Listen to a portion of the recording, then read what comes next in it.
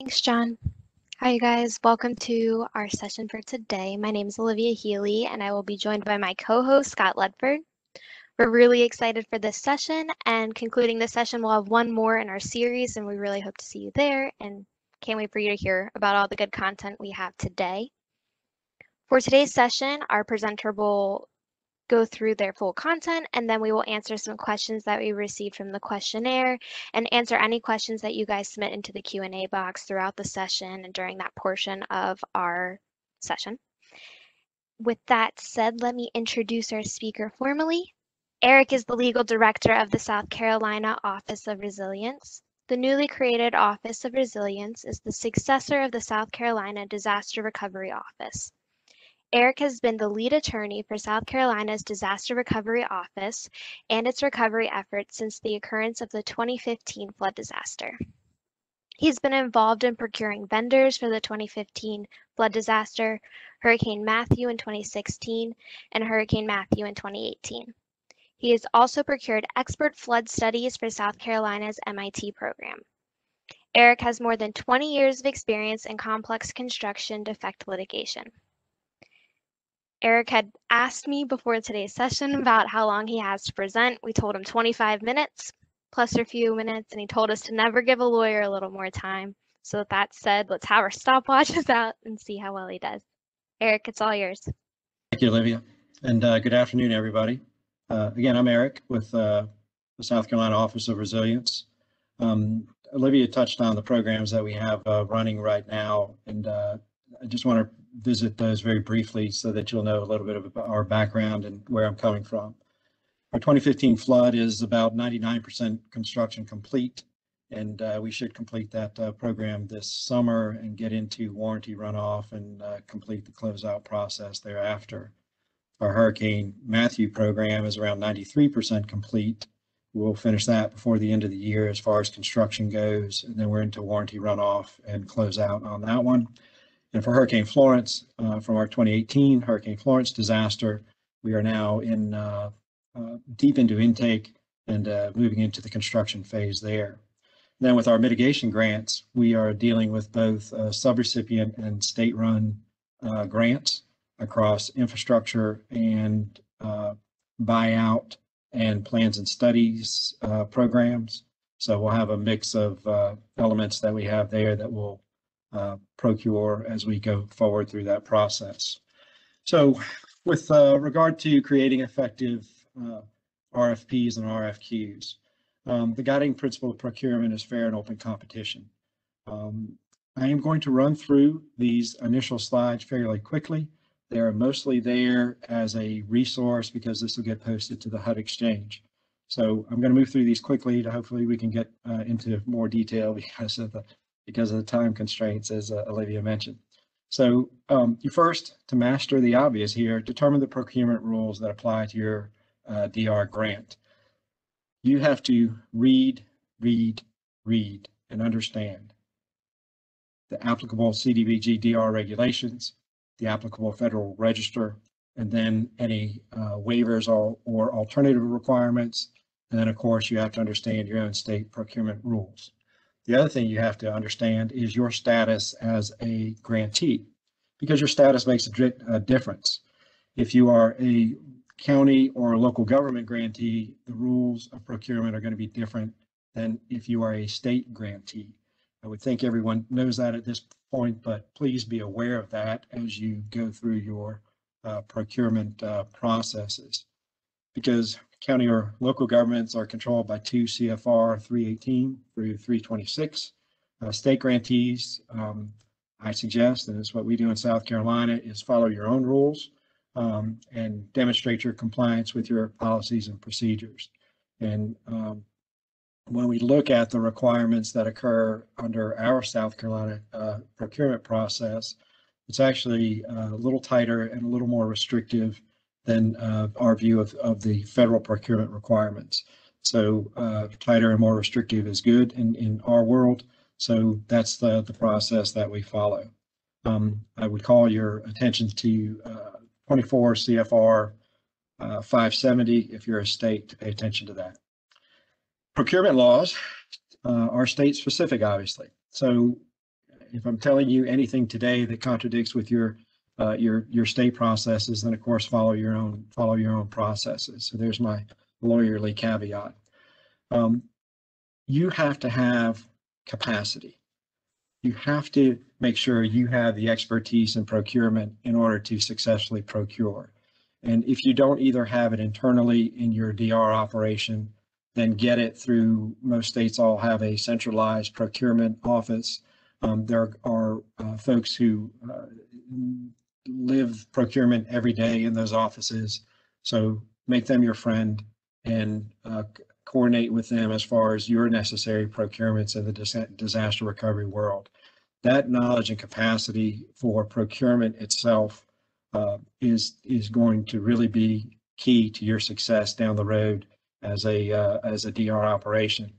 Because if you fail at it, if you fail in the procurement process itself, the very best case scenario is you've only put your disaster recovery behind by, maybe 6 months or so. The worst case scenario is that you're going to be tied up in protests and you're going to be years down the road. And you may be in a situation where, because of the procurement itself, you're going to owe money back to the federal government. And that is a losing proposition.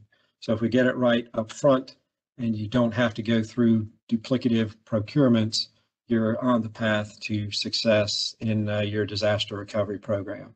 So it really, you can't stress that enough as far as getting it right at the front end. Because as you listen to the speakers over the last several days, almost to a person, you hear a common theme about planning, thinking, standardization, and following the processes and following the rules. And that applies wholeheartedly when you're talking about procurements. And then you got to learn the lingo. The lingo is also state specific because different rules might apply because of what we're talking about. Request for proposals, RFPs. Most everyone understands what that is. RFQs can be tricky because RFQ could mean request for qualifications and RFQ could mean request for quotations. And that is a context issue depending on where you are and what you're procuring. And then you have RFIs, requests for information. When these are some definitional slides coming up. I've already covered that as far as understanding what you're procuring. Request for proposals, typically used when qualifications and price are the keys in evaluating the proposal. RFPs are typically for requests for services, and you are usually talking about where it's most effective. You're usually considering fairly large scale services, whether it's construction services, administration services, project management, things like that. An RFP is probably the way to go in your procurement process. RFQ is a request for qualification, and that's mostly used for services, such as professional services as an engineering or architectural firm. It's a competitive negotiation method. Price is not such the key point in an RFQ. The quality of what you're procuring is the key. As long as what you are procuring falls in a range that's cost reasonable, you will be good to go on an RFQ when you're talking about those types of services. But again, you're looking for quality with a cost reasonable element to it. The price itself is not the most important factor. Request for quotations, RFQ. So you got request for quotations, that's an RFQ. Backing up one, request for qualifications are an RFQ. When you're talking about an RFQ with Q standing for quotations, you're talking about procuring a product. I need 30 Dell Inspiron laptops and 50 iPhone 11s. They're all you care about. You know what the product is, and all you care about is the price. RFQs are the way to go when all you are procuring is a product at a price. And then a request for information, RFI, typically when you're dealing with an RFI, you are in a world of not knowing exactly what you need. And an RFI is a way to develop resource knowledge of what's available out there. Most folks think about it in the IT world, but here it can be really valuable for any type of element where you are looking for a developing your own knowledge of the resource as far as what's available and what might serve you best. Again, RFIs typically are in the IT world, but it could actually come into play when you're talking about maybe looking for a particular type of consultant or what they might be able to offer for you. So, honing down to RFPs and RFQs. When you look at the commonalities of that you're dealing with there, we're talking about a description or requirements and a scope of services. You're looking at payment metrics, factors and sub-factors that are important to you as the procuring entity. And then you're going to have, the minutia of the detailed instructions and the boilerplate that would really come from your state procurement office, or internally, if you have all that and you're aware of all that, that also becomes part of the procurement package. And then, of course, there's a deadline for submission and following through with your procurement process. So that's some of the definitional elements as it relates to procuring and procurement. So here's a typical procurement process. This should really look familiar, I would think, to just about everyone who's viewing this presentation. Those various steps that you'll go through as far as drafting an RFP, coordinating with your procurement team. I'm not going to read the slide to you. What I want to emphasize to you is that first part, where you're talking about drafting the RFP. The prior presentation with Ann Schmid of Iowa talked about data and the communication processes. Well, that data becomes incredibly valuable to you when you are trying to develop what your recovery is going to look like, because you ought to be thinking about your recovery as soon as your disaster occurs. What's the scope of it? Is it likely that you will get DR funds? Push the FEMA IA and PA data, learn that you should have intimate knowledge of that data so that you can be effective in deploying your recovery. And following up on what Ann said, if you're not getting a response from a community that's impacted, push them out there to apply for that FEMA data, because that will more accurately capture the scope of what you have suffered. And then that scope of what you suffered can be analyzed, and then you can get to your unmet needs assessment depending on what the response has been to that disaster. And then from there, you can procure your recovery. So that thinking and planning element of your RFP and your recovery becomes so critical, and that data should really become a driver for what you're actually looking for and how to get from A to Z in what elements of your affected area can be assisted with these DR dollars. So again, I'm not going to read the slide to you, but that's the process. But what I want to focus on is that initial part of drafting the RFP. So, it doesn't matter how much money you have in your grant. No matter, and I think this is common across for all of us as grantees, no matter how much money you have, it's never enough. You end up with that much disaster and this much money in almost every circumstance. So if that's the case, then you really have to focus on where you can be most effective in helping your community recover. What is the biggest unmet need? Because in our analysis of it, if you try to do too much, if you get spread too thin, particularly if you have a smaller grant, you're going to end up with a recovery that is not going to be as satisfactory or not going to be as complete. Because if you're trying to satisfy everybody, then you're going to end up satisfying nobody. And use your data, as Ann was talking about, dealing with the political elements of trying to maybe direct where your recovery goes. The response is show where the data says the most damage is, and then try to take that data, figure out where your most vulnerable communities are, and then use that data to drive your recovery as far as what you're going to go out and procure to assist in finishing out your recovery. So let's get to the very basic napkin math. You have a grant award. Take out your administration costs, take out your planning costs. You talk with other grantees as far as what to expect from a vendor for providing disaster recovery services, because in our recoveries, we've used a single point implementation vendor and have found that to be very effective.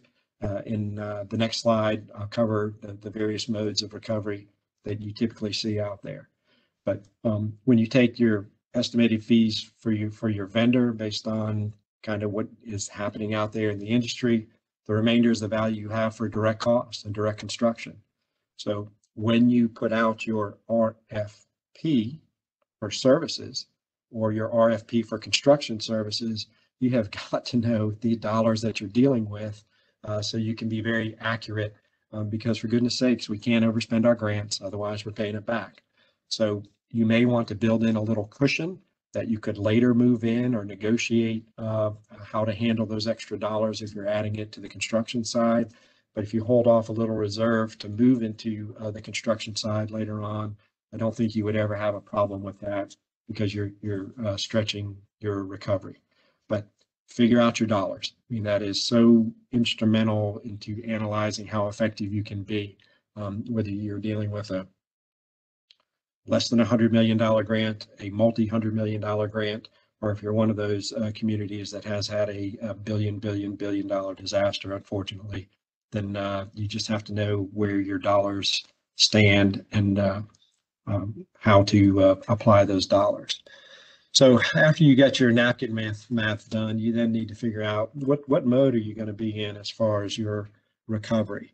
How are you going to approach it? If you're on the left-hand side of this common recovery model, the state handles everything. If you are in fact that state that has a very skilled and you're staffed up and you have a consistent organization to deploy recoveries, then maybe you shouldn't be on this webinar, because you've got it figured out and you're covering it well. If you move to the right as we go through that the common recovery models, you could have split vendors. You could have a state that contracts with one vendor for intake and eligibility services, and then one or more construction vendors to deploy the recovery and actually do the construction work.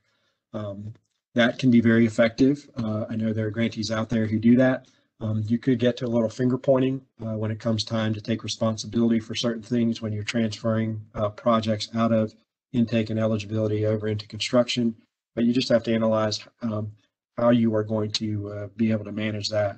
You can have a single vendor, a single implementation vendor who is hired to be responsible for the operation A to Z, a turnkey vendor, but you have to manage the heck out of that vendor and make sure they are delivering what you contracted with them to do. All of this, as far as looking at the way to deploy your recovery, becomes important as obviously as to how you procure it. So you have to look at your management capabilities. And my suggestion is procure as big as you can manage. And as I would try to procure at the highest level I could, because if you're out there and you're not procuring until you get down to the project level, I respectfully suggest that you are setting yourself up for a failed recovery. Because if you get down to a situation where for every project you're getting 3 bids, and you have thousands of folks that you're trying to serve, that is just too unwieldy, and it's going to be a lengthy process, and it's going to take incredible staff time. And I think that is a recipe for disaster. So procure at the right level. And it takes a lot of self-awareness of what your capacities are as a state and as a management team in order to figure out exactly what would be the best way to go forward in procuring your folks. And then, think about on Tuesday, Heather Legrone from Texas was talking about how much time they spend in planning. And that planning and thinking element will result in a successful recovery if you spend adequate time on that planning. Reverse engineer your program. look at what your goal is in your recovery, and then reverse engineer it. How are you going to get there, and how long should it take for you to get there? And then in order to get your reverse engineering complete, then you set the table through your procurement of what your requirements are and what your needs are. And in part, a little bit of what your expectations are, but expectations aren't contractual. But you need to lay out your entire framework in your procurement so that the entity that you're procuring has no doubt about what your requirements are. And I liken it to a chess match in a way, because if you're familiar with chess, you start out with your chessboard, and all the white pieces are in the first two rows that are closest to you. All the black chess pieces are on the other side of the chessboard, closest to your opponent. But that's not the way you should start out in procurement, because you're setting the table of what your requirements are. You are setting the table of what your goals are and what you expect your procurement to achieve. So you are starting ahead of the game by laying out your entire framework of what your expectation is. So your procurement should look like a deployed chessboard. Your queen should be out roaming free. Your bishops should be out there. Your knights should be forward. Your rooks should be pushed forward. And you have set up the whole table while the other side is still in their first two sets of squares. And that's the way a procurement should look. Have all your requirements and metrics laid out so that there's no doubt for those who are going to respond to the procurement about what their expectations are and what they should be doing in order to meet your requirements. So, what are some considerations? The system of record. Your system of record will save the day if you have a good system of record. Do you have one yourself? If you are a state that has suffered through numerous disasters, maybe you have built your own system of record, as we heard from New Jersey yesterday. If you are having occasional disasters or only dealing with one or two that are spaced far apart, maybe you have your vendor bring a system of record that is extremely capable for all the elements that you need. But really working through that system of record of what you need to keep in there and how you are going to use that system of record to work through your processes from eligibility to completion, whether it's infrastructure or whether it's housing recovery, those become extremely important to understand what you should keep in that system of record. And be aware of what the retention rules are. What are your own state retention rules for dealing with money, for contracts that deal with money? Understand what HUD's retention rules are for how long you need to keep a system of record active after a grant. Most vendors out there know, but if you have a vendor that's going to pack up after closeout and you don't have access to your data, then you're in trouble. So make sure you have your system of record and your control over that for the length of time that is required, both under your own state requirements dealing with money and with the HUD requirements for record retention. What are your outreach targets? How do you expect to get to those folks that need help? That should all be explained in your procurement of what you need the vendor to do in the intake process if you're not doing intake yourself. Look at who your vulnerable communities are. Where are they? How you're going to get to them. We've done everything from AM radio ads. It was mentioned, I think earlier, that there are a lot of communities that don't have internet access. All of us who are on this are extremely fortunate in many ways, but the communities we serve aren't, and they're not going to have internet access. We've had folks go door to door, hanging door hangers on the doors of the affected areas. AM radio stations. We've had one of our deputy directors, who's now our chief resilience officer, we call him Bishop Ben. He spent every Sunday in a church for about 2 months straight explaining our program to that affected community. And it's amazing the response that we got from the faith community, who were very receptive to it, to knowing about what was available through the disaster recovery. But that becomes part of your procurement, because what are your outreach expectations? And that should be set up in your requirements. What's your eligibility criteria? Who has responsibility for duplication of benefits? Probably one of the key tips I hope you take away from this is transfer duplication of benefits to a vendor. I think duplication of benefits is high risk. The Stafford Act, making sure that you're not paying for something that someone has already been paid for through other funds, whether it's federal funds or private insurance or comparable services from VOADs or LTRGs. That analysis is tricky, it needs to be complete, and it needs to be documented in your system of record. So my recommendation when you're procuring any element of your recovery is to make sure you have some contractual provision that transfers duplication of benefits responsibility over to a vendor and hold them accountable for it, because I think that's a high risk proposition. Environmental reviews. Move to the next slide. Apologies. Make sure you understand what environmental review process you're going to bring to bear. And a housing recovery like ours have been, a tiered approach works really well. Ann from Schmidt from Iowa mentioned a few moments ago a programmatic agreement. Can't stress that enough, of having a good PA in place to help deal with the environmental processes. So, you know, that's one thing that you could do ahead of time. If you don't have that PA in your local emergency management or FEMA, you know, your state counterpart to FEMA typically has the PA in place. Make sure you have those arrangements made. Strike that approval with HUD so that your programmatic agreement is in place so that you can offer that to your vendor as far as the environmental processes go. If you're dealing with infrastructure, in most cases, you're going to be dealing with an individualized environmental assessment for that project and its impacts. So that would be a little bit different. But know what your environmental concerns would be and address those in your procurement.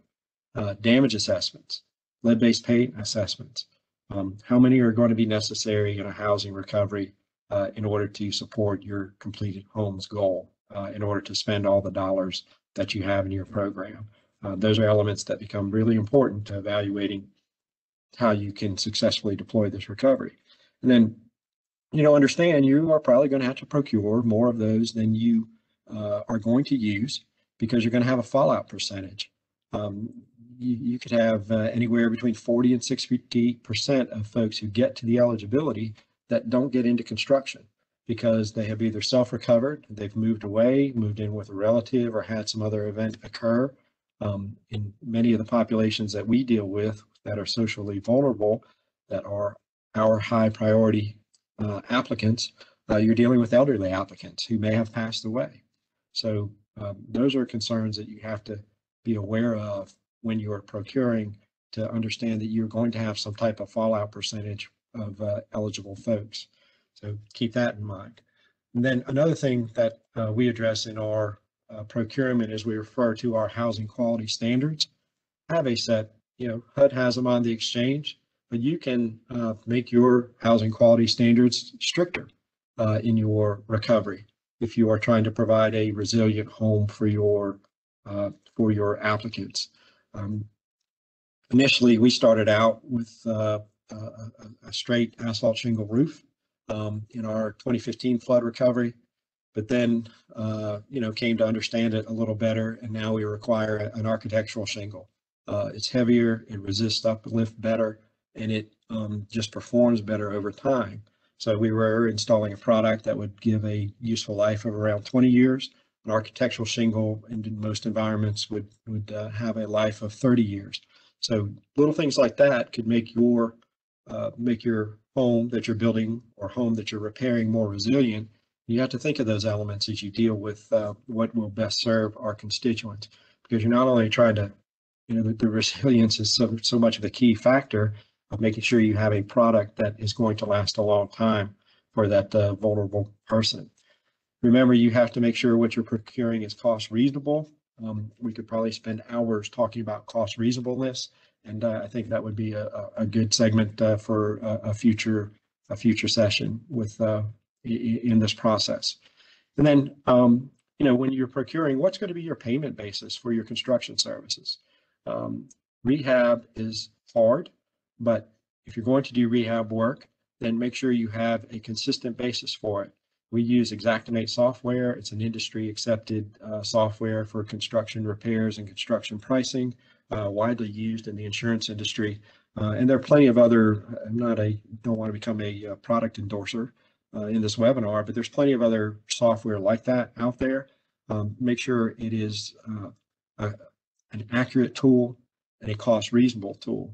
The thing we like about the product we use is that it's regionalized. Even in South Carolina, it's at least 5, it might be 7 regions, but it's regionalized and it's updated every month.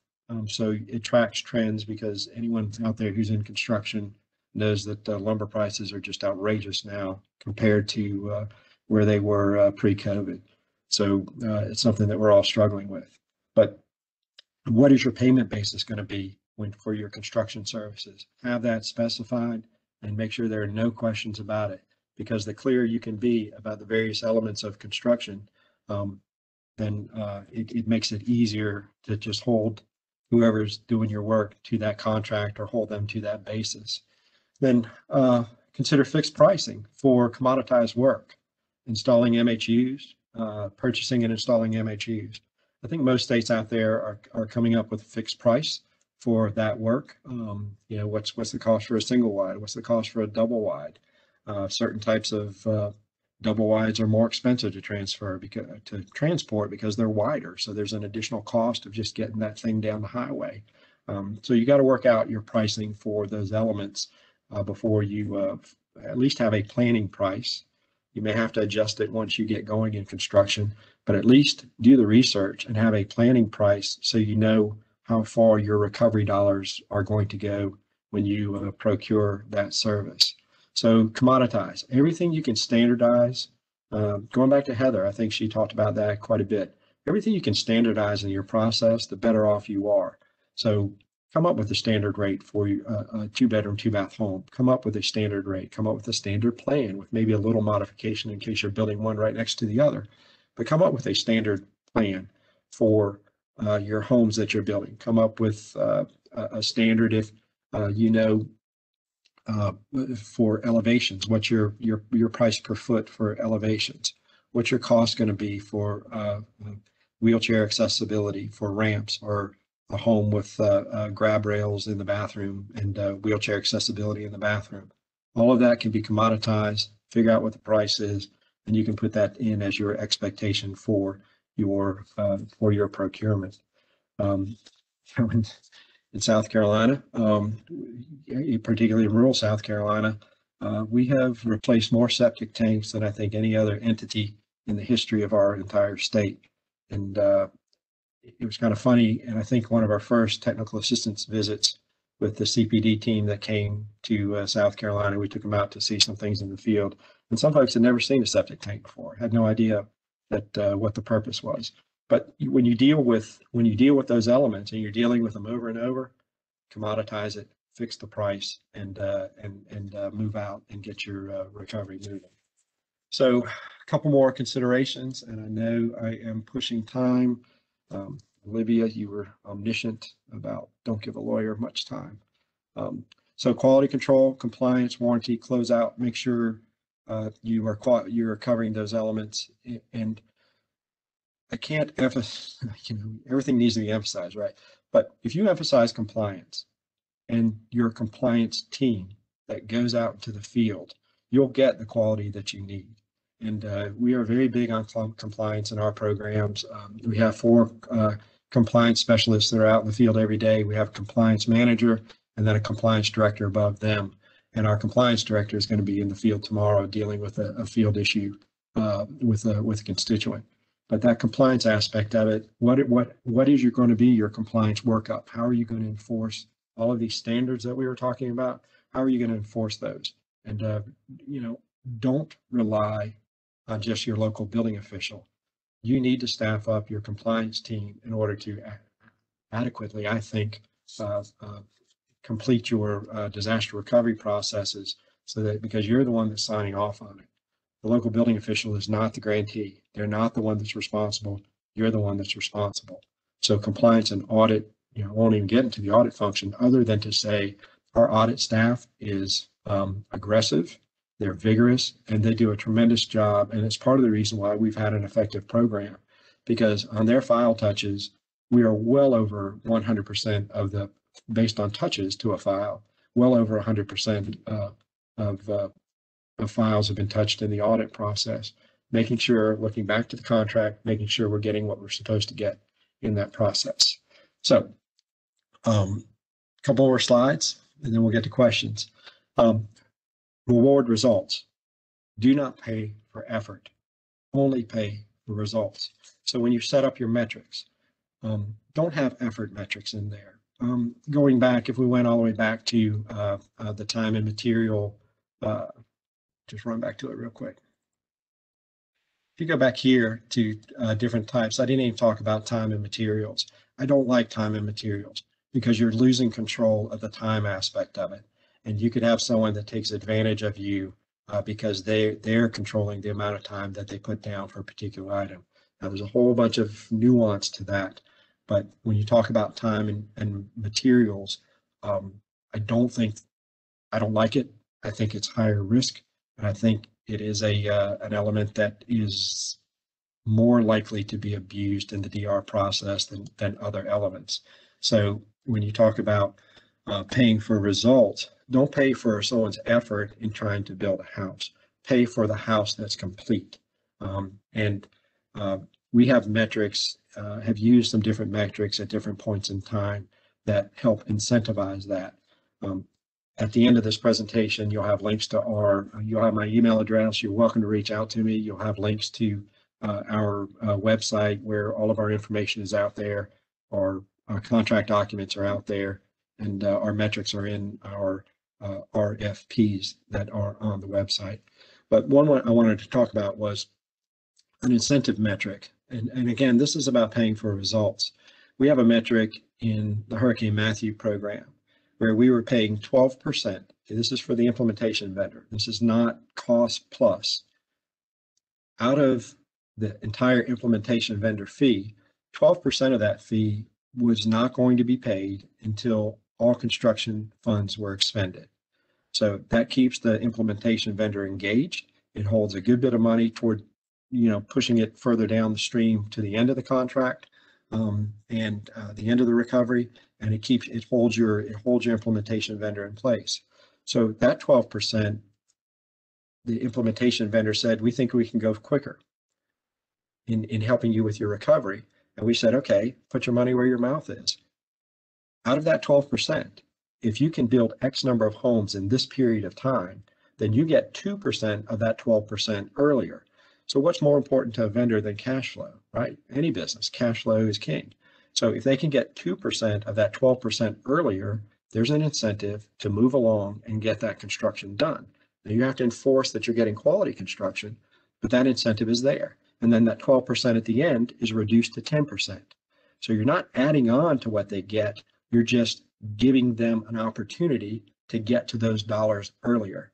So that incentive metric, it worked for the first metric, but it didn't work for the rest of them. So that's a little bit of a lesson learned, but it's out there, and it's a device I would encourage you to think about and explore to see whether that would fit your recovery.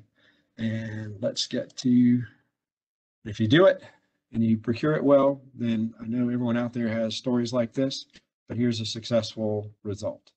That tree on that home, when we came to do that damage assessment for that house, that family was still living in that home with a tree on it, with no climate control, and tarps on the house and mold and everything else you could imagine.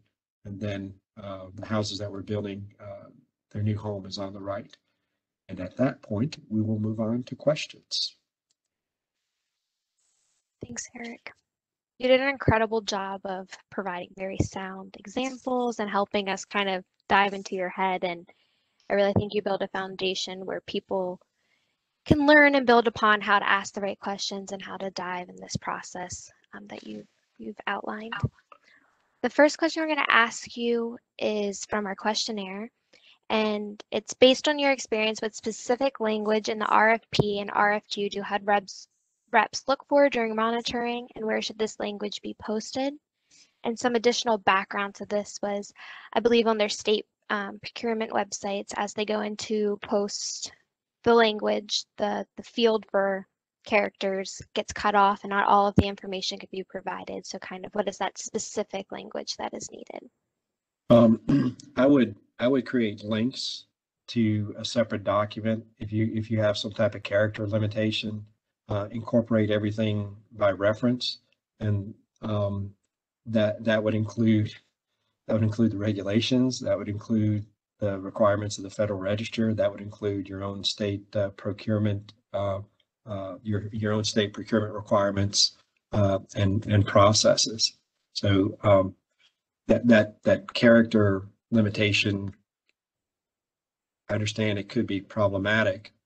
I would create a link on my website to that, refer people to the website so that all those requirements would be there, because there's certain boilerplate, and there's, this is hard stuff. And whether you have a $2 billion grant or a $70 million grant, guess what? The same rules apply.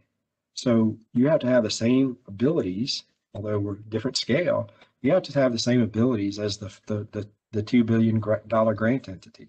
So, you got to make sure all the appropriate rules and regulations are referred to and identified and captured, and that you're following them. So I hope I answered the question, but man, you can't get hung up on a character limitation. Create some link to get to the right stuff.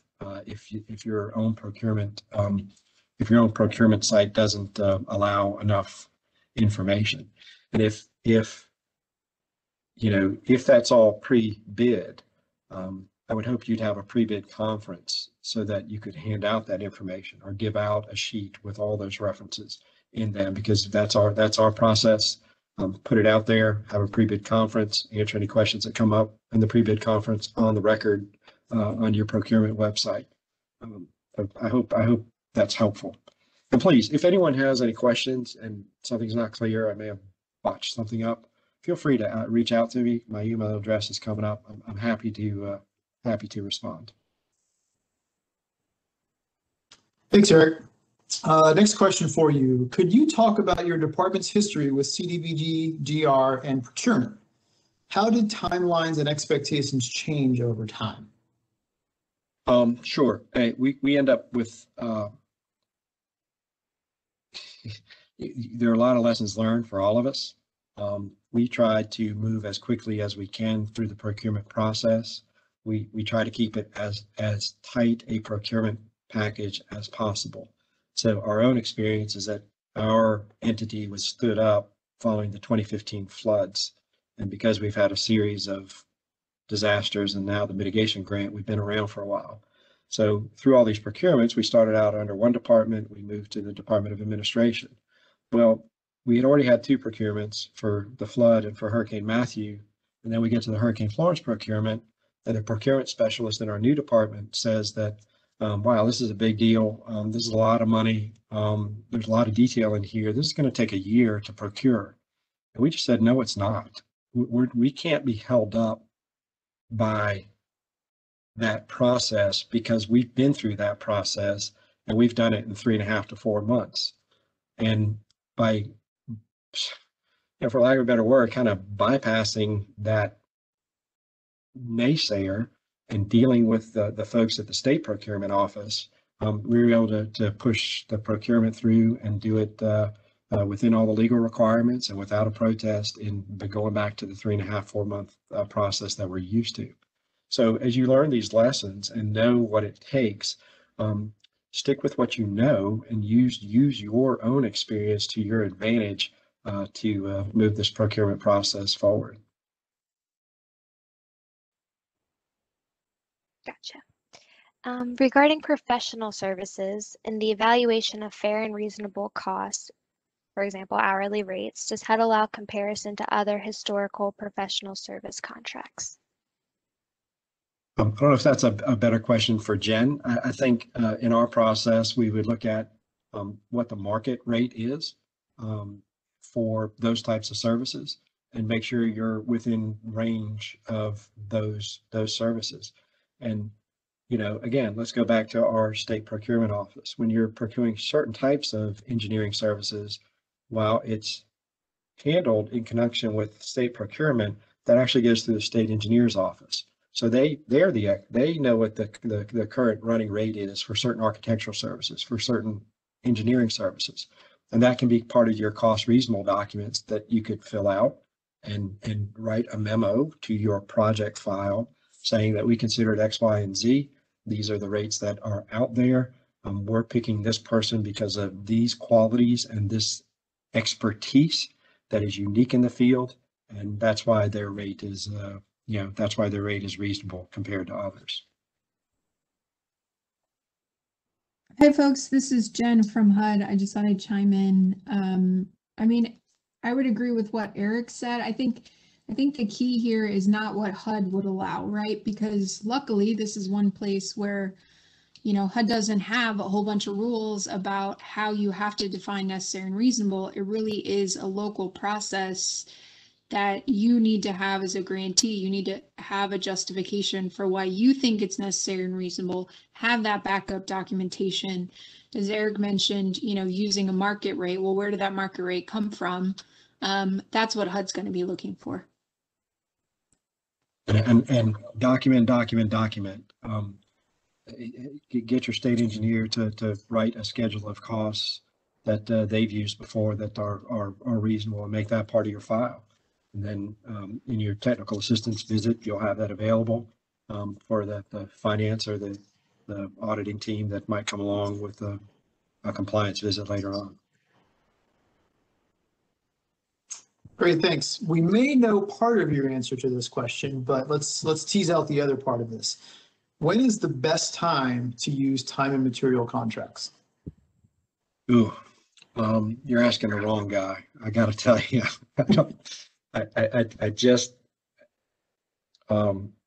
I'm not a fan of those types of contracts. When you're dealing with large scales, I like to think of bigger packages of commoditized work. Time and materials, to me, is a per project issue, and to me would be more effective on a very small scale. So to me, it again, is just an opinion. It's a scalability issue. I would stay away from it for larger groups of effort. If you can commoditize that effort, then do it. If you're talking about very narrow streams of activity, then maybe you pay for time and materials there. If you haven't guessed it already, we're a little bit of control freaks in our program. And when you let go of that time, you are letting go of control. And that's why we are risk averse on that issue.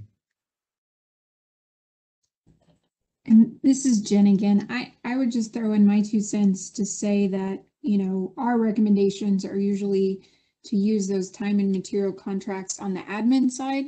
So if you're procuring, someone to help you put together an action plan or help you write some policies and procedures, that's when a time and materials contract makes a lot more sense. Yeah, obviously much better put when talk about smaller scopes of work or smaller groups of effort. Thank you, Jen. That's what I was referring to. Great. So the next question that we'll ask you is, how do you address and consider conflict of interest concerns when an RFP/RFQ is being developed?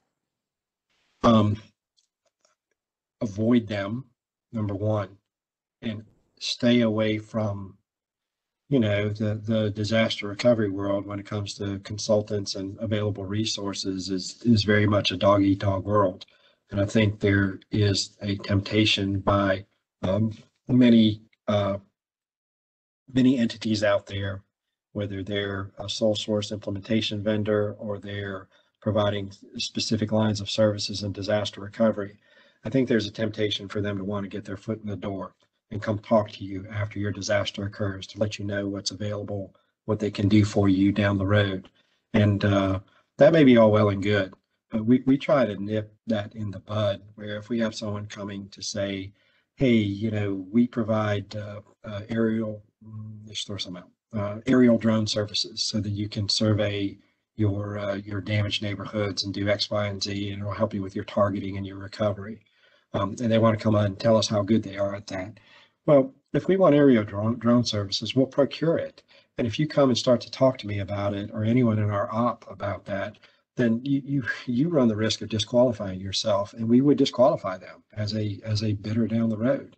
So you have to be conscious of at all times following a disaster, of folks who are looking for that opportunity, because they're selling a product or selling a service, and they want to get their foot in the door. But let their foot in the door be the procurement process. Let them respond to that instead of creating some type of thinking they have some advantage. Because if they're trying to come talk to you early, then they are looking for an advantage, and avoid it. Just tell them, you know, if we needed those services, really appreciate your call, but we'll post them, and here's where you pay attention to that. So I hope I answer that, but it's just it's a dangerous area, and if you get into a situation where a conflict exists, it has to be disclosed. You're gonna botch your procurement, and then you're gonna have to start all over to cure the conflict. And when you're going through curative processes like that, it's process, it's delay. Avoid it. You can avoid it by really having very tailored communications and then sticking to it, and having guidelines for your staff. You know, don't go out to lunch with a consultant that's coming by to start talking, to try and sell you on something. It's just too risky. You end up in a situation where I think you potentially would end up disqualifying them. And if you tell them that in that first phone call, our experience has been that we go, thank you very much, we don't want to be disqualified, and we'll respond to the RFQ or the RFP that you're going to put out. Great, thanks. First, you get a little bit of feedback. Your presentation has been great. Now the question. Oh boy, Gary, that's right. Can you please talk some more about why you would ask a vendor to handle the duplication of benefits if you believe that's a high-risk area? Yes, because that's one area where you are paying money back to HUD if you get it wrong, and if you don't have that information adequately analyzed. So you have to help your vendor out, of course. You're the one. You're not going to get FEMA IA. Your vendor can't go get the FEMA IA data. That the state entity is going to have to get that, and you'll have to get into a confidentiality sharing agreement with the vendor about the use of that information. But if in that duplication of benefits analysis, if you didn't account for it and you are duplicating the benefit, you pay it back. You're not going to get it from your LMI applicant.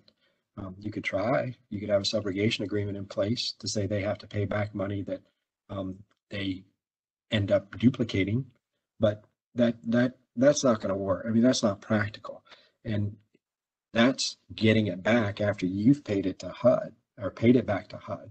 So gathering the FEMA IA data, making sure you know who has received checks from FEMA, having a good process on your intake and eligibility of asking folks, and you could even get this under oath if necessary, if they've received any insurance payments.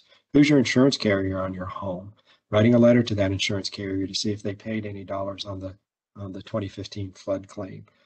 Get the NFIP information. SBA has been a terrific partner of ours in South Carolina, and we really appreciate how cooperative they are. So, those are the basic elements. And then, you can see if you need to count any volunteer organization work towards the value of what has been performed on that house in response to the recovery. We had a situation where we had gone through all the process. They were eligible, and our repair contractor is going to that site for the first day of work and on a rehab job on that house. They get there, and a volunteer organization, I think there were Mennonites from Pennsylvania down working in South Carolina following the flood.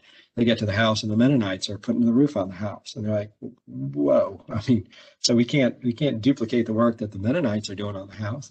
So all I'm trying to say is that's so risky from a dollar standpoint.